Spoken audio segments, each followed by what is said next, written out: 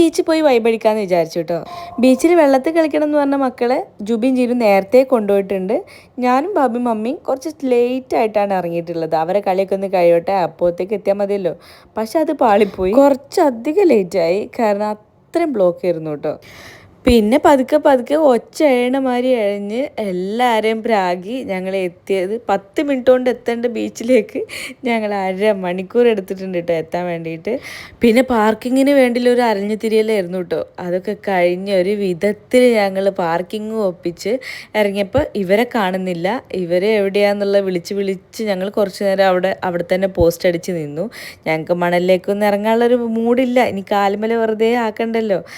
അപ്പോൾ അവരെ കളിയൊക്കെ കഴിഞ്ഞ് വന്ന് കാലിലും എല്ലായിടത്തും മണലും വെള്ളമൊക്കെ ആക്കി വന്ന് കുറേ മിനറൽ വാട്ടർ വാങ്ങി അതൊക്കെ കഴുകി എടുക്കേണ്ട ഒരു പണിയാണ് കേട്ടോ ഈ കാണുന്നത്. അത് കഴിഞ്ഞിട്ട് പിന്നെ ഫുഡ് ആണല്ലോ മെയിൻ. അങ്ങനെ തൽക്കോ എന്നുള്ള ഒരു എന്താ പറയുക, ഒരു തട്ടുകടയിലേക്ക് കയറിയിട്ടുണ്ട്. ആദ്യം തന്നെ കോളിഫ്ലവർ അന്നു വാങ്ങി പൊരിച്ചത്. അതിൽ നിന്ന് എടുത്തിട്ട് എല്ലാവർക്കും വായിൽ വെച്ചെടുക്കുന്ന പണിയായിരുന്നു കേട്ടോ ആദ്യം എനിക്ക്. അതിന് ശേഷം ഞങ്ങൾ ഒരുപാട് സാധനങ്ങൾ ട്രൈ ചെയ്തു. നല്ലൊരു ജ്യൂസ് കുടിക്കാനുള്ള മൂഡുണ്ടായിരുന്നു കേട്ടോ, പക്ഷെ അത് അവിടെ ഉണ്ടായിരുന്നില്ല. പകരം ഞങ്ങൾ ചായ വെച്ച് അഡ്ജസ്റ്റ് ചെയ്തു. പിന്നെ മുട്ട മസാല വന്നു, മുട്ട ബജി വന്നു, കട്ട്ലറ്റ് വന്നു, പിന്നെ പാസ്ത വന്നു. ഈ പാസ്ത ഉണ്ടത് ഞങ്ങൾക്ക് കൂടുതൽ ഇഷ്ടമായത്. നല്ല വൈബ് ഉണ്ടായിരുന്നു ഇരുന്ന് കഴിക്കാൻ വേണ്ടിയിട്ട്. പക്ഷെ അതേ വൈബിൽ ഞങ്ങൾ നൂഡിൽസ് വാങ്ങി കഴിച്ചു നോക്കി.